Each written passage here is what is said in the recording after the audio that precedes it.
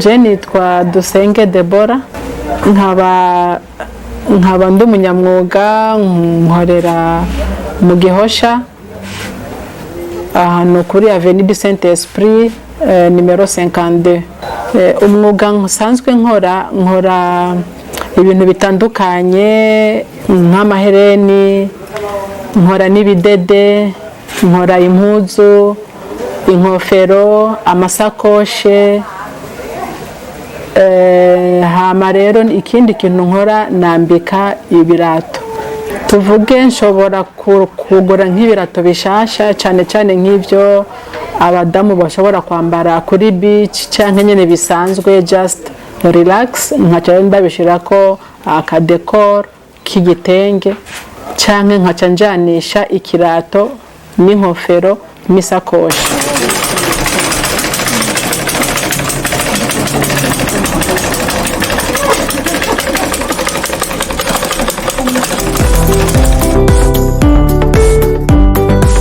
Akiwacu fashion from Burundi yaje donc canke iryo zina ryaje kubera jewe ndi Umurundi kazi, nkaba rero nari mfise intumbero yuko nokora ibintu mu Burundi nkabikorana n'abarundi, hama nkaca nkoresha na produit ziwacu mu Burundi. Urumva rero mu majambo make ni ishirahamwe ry'Umurundi kazi rihingura mu Burundi, ibyo bintu bikaba bihingurwa n'abarundi. Aho rero niho haje iryo zina rya Akiwacu, bifatanije nuko imigenzo yini wacu mu Burundi kwari ugusangira. Iyo umuntu nyene yimbuye yaca afata ibintu bikeya agashira mu giseke canke mu inkangara agashira umubanyi, umuryango. Niho navuze ni ijya ntuzejewe nize formation nanje nzobishira mu bandi. Urumva ni umuco w'iwacu n'Akiwacu.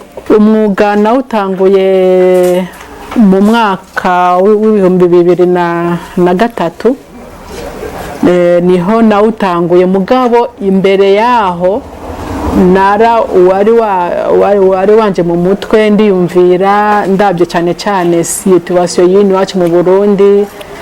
Naraba nk'abajya abadamu bama bagenda bikoreye utuntu mwibarabara n'izuba, nkaraba n'abajya basabiriza cyane ngo mfasha ngaburira.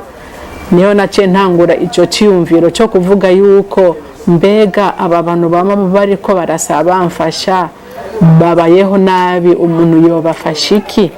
Niho rero nazanye ico ciyumviro yuko ndabahaye amafaranga uwo munsi bazofungura, mugabo niyo nabigisha ikintu bokora kumbure bishobora kubafasha mu gihe kirekire.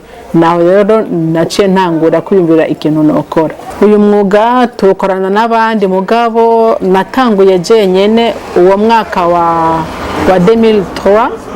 Nawutanguye ndi umwe, ncayo ntangura guhamagaza nk'abadamu kubera ko nagenda ndabavizita mu ngo zabo ndabye uburyo babayeho. Ntangura kubakoresha amaformation. Bamwe baravyitabira neza cyane, mugabo hariho nabo byananira. Urumva ko naca njana nabajya babishaka.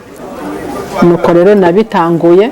Rero ubu mfise abantu maze kwigisha dukorana 17, mugabo ahanyene ndi muri iyi atelier yiwanje turi abantu 4.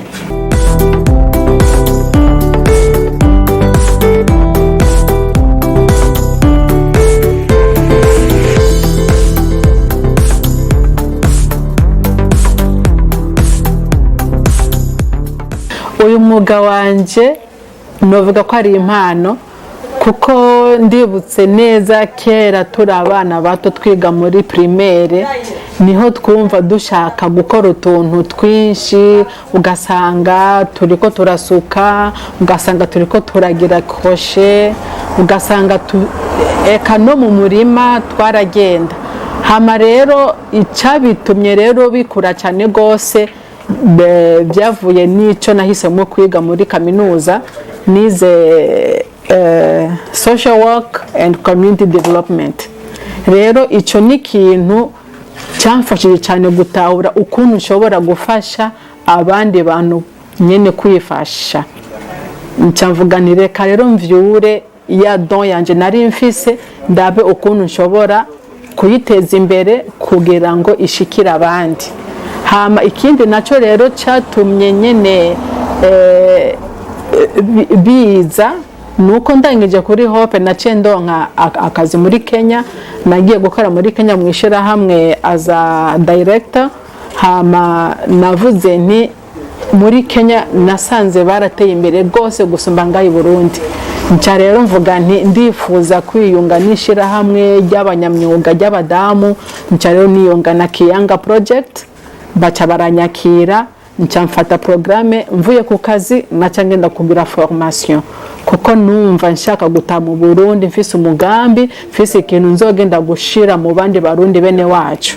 Naho rero byaje mugabo igikuru nuko jewe numvise ko ari don, ni don yari muri jewe.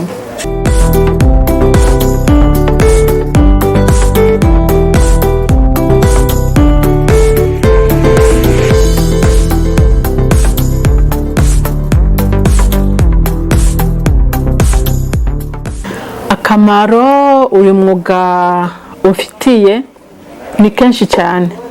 Ndavye aho nahereye ku buntu butoya cyane bw'ubuyeye bwa bundi bambara ku maboko.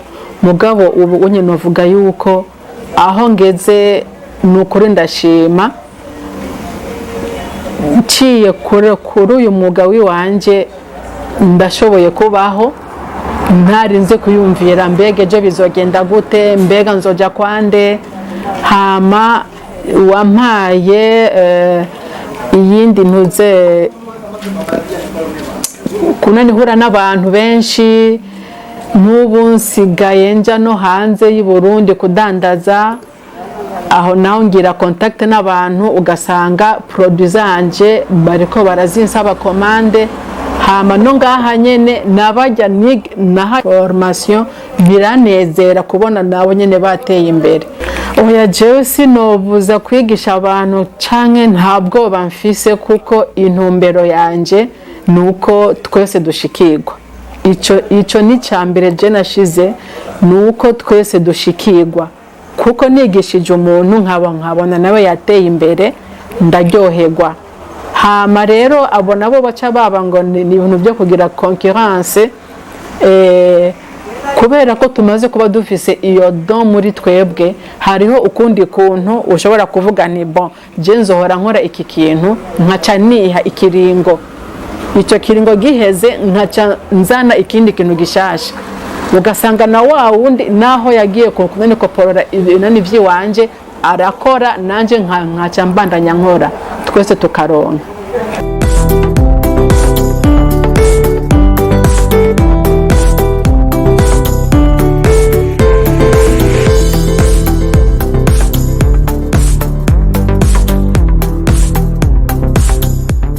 Intambamyi burya ntizibura, kenshi usanga nk'ibikoresho byinshi biva hanze.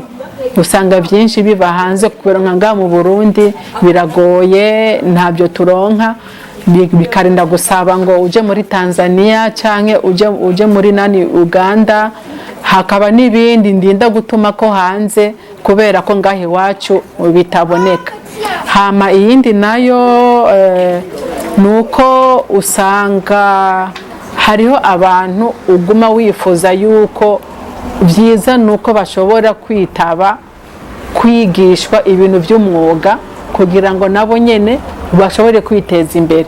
Mugabo kujya kuntu wewe ufise vision kundi muntu uko usanga baje kwiga bashaka ko biga bahembwa, kandi je nshaka uwo nyene nigisha kugira ngo aca agenda hanze nyine kwifashisha.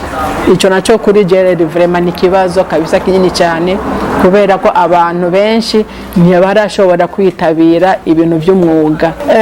Je umuntu yumva yifuza kuza kwiga gukora ibi bintu by'umwuga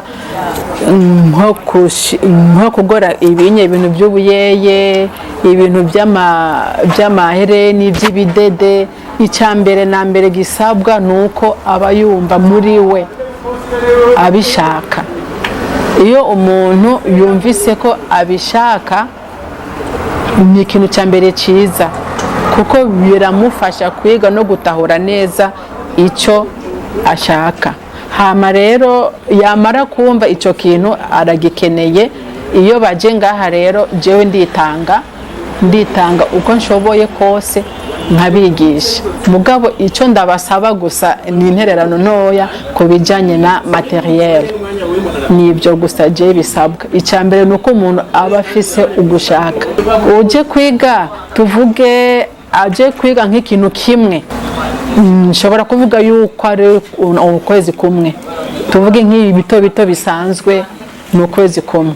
Mugabo gushona umuntu afise memoire iri frais ni nka 6 mois. Vision yanje nifuza kubona Burundian fashion, akiwacu Burundian fashion, mfise ikintu cha centre de formation. Ni ukuvuga ni ikigo cigisha umwuga, kuko ndabye twebwe twahereye crochet turi batoya dukoresha ubuntu bw'ubunani kubuzo. Mugabo generation y'uno munsi bavuka barindiriye yuko ikintu nzogenda kuciga ngo ninakura ndangije kaminuza cyangwa byanse mu mashure mu 9. Icyo nico je nifuza, nuko noronka nka centre de formation ya akiwacu Burundian fashion, abajene bashobora kuza baza kwiga nyine nk'utuntu duto duto.